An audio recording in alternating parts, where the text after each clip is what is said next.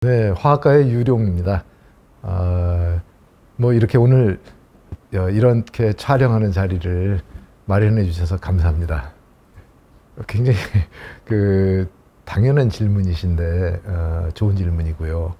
이게 이게 상당히 독특해요. 그래서 아마 요즘 학생들은 나와 같이 독특한 이런 어린 시절 배경을 가진 사람은 우리 학교에 거의 없을 거라고 봐요.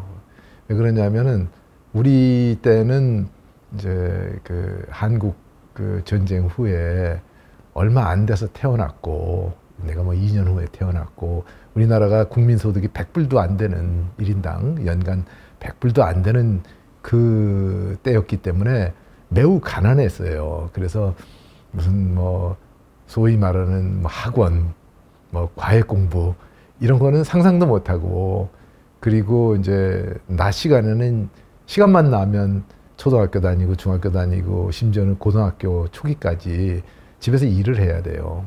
그래서 공부는 특별히 굉장히 호사스러운 일이라서 집에서 시간이 안 나죠, 공부할 수 있는. 그래서 주로 이제 뭐 학교 다닐 때, 통학할 때 그런 걸 이용해서 하고, 그래서 지금하고는 전혀 다른 세상이에요. 그래서 이런 독특한 경험을 가진 걸 지금 현재 요즘 학생들이 이해를 할 수 있을까? 이제 그게 하나고, 그중 또 하나는 그러다 보니까 이제 시골에서 살았어요. 아주 시골에서 살다 보니까 옆에 자연이 풍부한 거죠. 그래서 동물, 식물 이런 것들이 아주 풍부해가지고 그걸 관찰하면서 자연과 친하게 지냈었어요. 그리고 집에서 이제 농사를 짓기도 하고, 집 주변에 어려운 환경에서 정원이 이쁘게 돼 있어서, 내가 초등학교 때부터 정원 담당을 맡아서 굉장히 이쁘게 기르다 보니까 식물 기르는 것도 알게 되고, 그다음에 이 동물들도 길러보고 싶고, 집에 이제 그런 것들도 있고, 그래서 그런 게 아마 과학자로서의 토대를 마련하지 않았을까, 그렇게 봐요. 아마 지금 사람들은, 지금 젊은 교수들이나 학생들은 전혀 이해를 못할 거예요, 그때 상황을. 그 당시에 내가 석사 과정이었을 때는 장학금이라 그런 거 있죠. 매달 학자금을 받는 게 내 기억으로 17,000원을 매달 줬던 것 같아요. 굉장히 그 당시에는 그거면 되는 돈이었었어요. 물가가 낮고 국민소득이 작고, 그래서 17,000원 정도 받는 게 타당하다고 생각하고 그걸 받았거든요. 그리고 실험 같은 거는 장비가 들어간다든가 시약이 비싼 게 들어가는 거는 못했어요. 그래서 석사 때 나는 이론하는, 계산하는 실험실에 들어가서 했기 때문에, 연구실에 들어갔기 때문에 비교적 연구가 괜찮았어요. 그래서 그때 이미 괜찮은 국제학술지에 논문도 2개도 내고, 그래서 괜찮게 연구를 좀 배웠어요. 그러다가 이제 유학을 가니까, 거기 가니까 막 액체 질소를 물수듯 하더라고요. 깜짝 놀랐어요. 내가 유학 가기 전에 학생 때만 해도 액체 질소를 쓰는 데는 대한민국에 한 군데도 없었고, 한 군데 있었어요. 딱 한 군데 있었고, 다른 데는 굉장히 드라이 아이스를 썼었어요. 탄산가스를, CO2를 구체화시킨.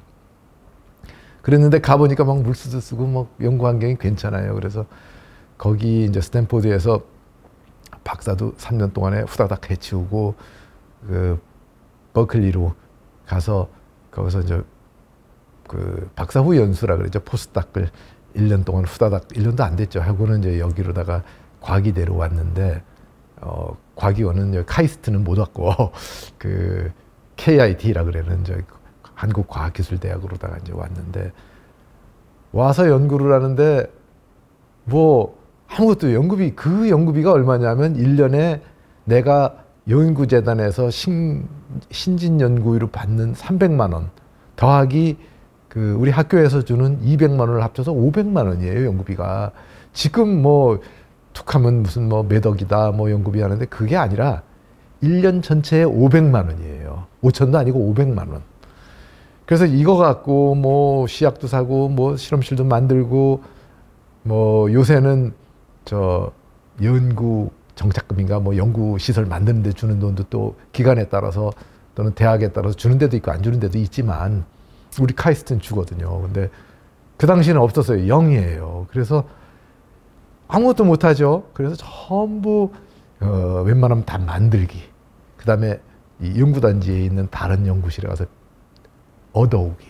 그래서 전부 얻어오고 만들고 그래갖고 돈 제일 적게 드는 연구만 조금씩 하는 거예요. 그러니까 돈을 적게 들고 괜찮은 결과를 내려면 아이디어가 좋아야 돼요. 그래서 그 아이디어 생각하는데 상당히 그 시간을 많이 보내야 돼요. 그래서 아마 그런 환경 때문에 오히려 좋은 생각을 많이 하게 되지 않았을까 그렇게 봐요. 그래서 지금하고는 전혀 딴판이고 그 정말 어려운 때에 가서 그래서 몇 년을 그렇게 지나다 보니까 이제 과기원하고 통합도 돼갖고 과기원 교수가 되고 학생들도 대학원생 훌륭한 학생들을 이제 지도할 수 있게 되고 연구비도 많아지고 뭐 국가에서 창의과제, 국가과학자 과제 뭐 그다음에 여기 기초과학연구원 이런 거 하다 보니까 운이 좋아져가지고 그냥 저절로 쭉 그다음부터 잘 됐었어요. 두 가지를 이제 뽑겠어요. 내가 지금까지 이 카이스트 교수로 들어와서 그 네이처지에 사람들 논문 내기 힘들다 그러잖아요. 거기에 그 뭐랄까 교신 저자로 무려 5편이나 냈고 그 다음에 사이언스지에도 교신 저자로 1편을 냈거든요. 그런데 그러니까 각각이 다 훌륭한 연구죠. 그런데 그 중에서 두 가지를 내가 뽑는다 그러면 아까 말씀드린 대로 그 나노 다공성 탄소, 그러니까 탄소 골격으로 돼 있는 나노 벌집, 그게 이제 최고고. 그런데 그 일은 매우 쉬워요. 그거는 뭐 그냥 거푸집 속에다가 그 설탕물 집어넣고 그냥 황산초매에 넣고 탄소 만드는 거라서, 그리고 거푸집 제거하면 녹여버리면 되는 거라서 뭐 이건 초등학생도 할 수 있는 수준의 쉬운 아이디어죠. 그래서 쉽기 때문에 그게 어려운 거예요. 설마 그런 게 될까 해서 사람들이 못했죠. 그래서 그게 이제 제일 괜찮은 일이고 우리 분야의 새로운 그 물질의 분야를 여는 거고, 두 번째는 좀 어려운 일이에요. 두 번째는 내가 이제 늘 그 박사과정 때도 다뤄왔고 그 후에 다뤄왔던 게 그 아주 더 구멍이 작은 1나노미터밖에 안 되는 결정성 물질, 그 제올라이트라는 게 있어요. 제올라이트는 끓는 돌이라는 뜻인데 그 안에 있는 물이 가열을 하면 칙 하고 기름으로 나오기 때문에 이제 끓는 돌이라고 그러는데, 그 제올라이트를 아주 얇은 판상의 그 구조로 만들어서 나노판으로 만들어서 그 나노판들을 차곡차곡 또는 얽혀설계 쌓아서 그 자체가 다시 벌집의 벽이 되게 그런 그걸 만들었어요. 그래서 이게 그 촉매 물질로 괜찮고 요새도 연구를 하고 있어요. 지금도. 그리고 작년 9월에 내가 만 65세가 되고 난 후에도 네이처에 그 교신 저자로 논문을 냈어요. 제일 저자로 냈는데 그 물질 두 가지.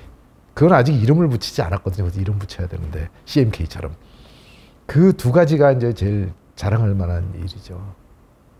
그래서 아마 그 초창기에 내가 받았던 그러니까 전반기에 일찍 받았던 뭐 이런 최고과학교수상을 비롯하여든 다 그 탄소 때문에 받은 거고, 그 후에는 호암상도 받고 뭐 그랬는데 그게 다 그거는 이 새로 만든 제올라이트 이런 것들이에요. 앞으로는 그쪽에 연구를 많이 할 것 같아요. 그걸 산업화시키고 뭐 실용화시키고 그런 쪽으로.